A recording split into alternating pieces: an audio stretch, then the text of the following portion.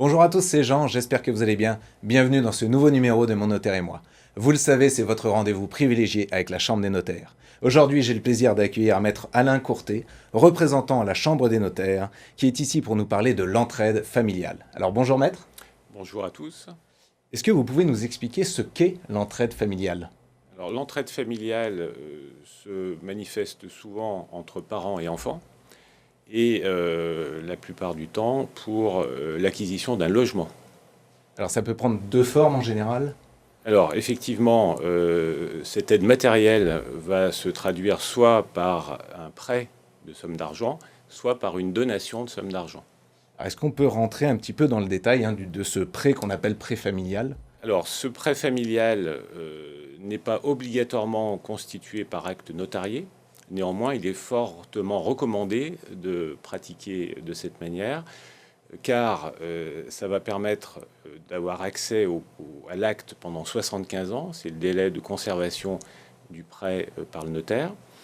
Ça va permettre au prêt d'avoir une authenticité. L'authenticité confère une force exécutoire. Si le remboursement n'intervient pas, l'exécution forcée pourra être demandée sans passer par un juge, d'avoir force probante, l'acte notarié est quasiment incontestable, et permettra également de constituer une hypothèque en garantie de remboursement du prêt en cas de non-remboursement par l'emprunteur. Alors quels sont les risques du prêt familial non notarié? Le risque, c'est surtout si on ne fait pas d'acte notarié. Notarié. Le prêt, par hypothèse, nécessite un remboursement. Alors, le risque peut intervenir s'il n'est pas notarié par une demande en requalification de ce prêt, soit par l'administration fiscale, soit par les cohéritiers du donataire, c'est-à-dire de l'enfant qui reçoit la donation. Alors il y a une autre solution, une autre forme aussi, c'est la donation. Alors justement, pourquoi est-ce que je parle des cohéritiers? Parce que dans le cadre d'une donation de somme d'argent, cette fois, la somme donnée est considérée comme une avance sur la succession du parent donateur. Cette avance devra être rapportée, réintégrée dans la succession de ce parent. Alors, il existe aussi une autre solution qui est la donation-partage, mais avant de rentrer dans le détail, on a eu la chance de réaliser un reportage de votre visite chez l'un de vos clients. Dans la banlieue stéphanoise, Maître Courtet se rend pour la 3e fois chez son client. Michel le sollicite pour suivre son dossier d'entraide familiale. Son fils aîné vient en effet de se séparer et il souhaitait conserver le logement qu'il avait acheté en indivision avec sa partenaire.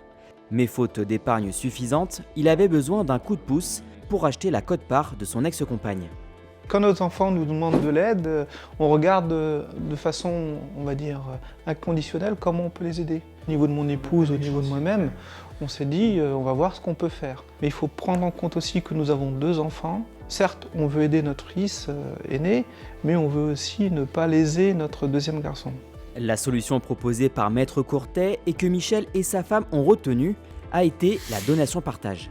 Comme le nom l'indique, c'est à la fois une donation et à la fois un partage. C'est-à-dire qu'il y a des biens qui sont donnés, par exemple une somme d'argent, et qui sont aussitôt partagés entre les donataires. La somme donnée au fils aîné devait donc être donnée en quelque sorte une 2e fois au second fils. C'est une solution qui était adaptée à ce que nous on souhaitait faire. Le 2e enfant, lui, ne sera absolument pas donc, du tout embêté, il pourra donc également utiliser cette somme d'argent comme il le voudra. Bien que le geste de Michel et sa compagne soit louable et généreux, Maître Courtet se devait de les aviser sur leur situation personnelle. Parfois, emporté dans l'élan d'accompagnement et de générosité, on peut s'oublier soi-même.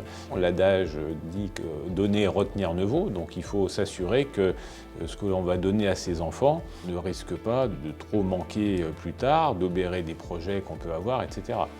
Donc le notaire, en présentant des choses, si vous voulez, qui sont factuelles, permettent vraiment d'avoir une vision claire de la situation. En plus, Maître Courtet a répondu à toutes nos questions, parfois qui peuvent paraître naïves, mais il faut aussi prendre en compte que c'est des sujets qui sont complexes.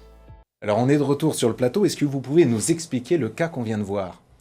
Alors, dans le cas qu'on vient de voir, donc Michel va aider l'un de ses enfants qui a besoin de racheter ce bien, mais veut procéder par donation-partage en donnant une somme équivalente à son autre fils, justement pour éviter l'écueil principal d'une donation simple, qui est que le rapport à succession se fait non pas sur le nominal qui a été donné, mais sur la valeur que le bien acquis a pu prendre entre la donation et la succession, avec des risques de tension. Pour éviter ça, si une donation partage est effectuée, le parent donne à ses 2 enfants la même somme, il n'y a pas de problème de rapport à succession.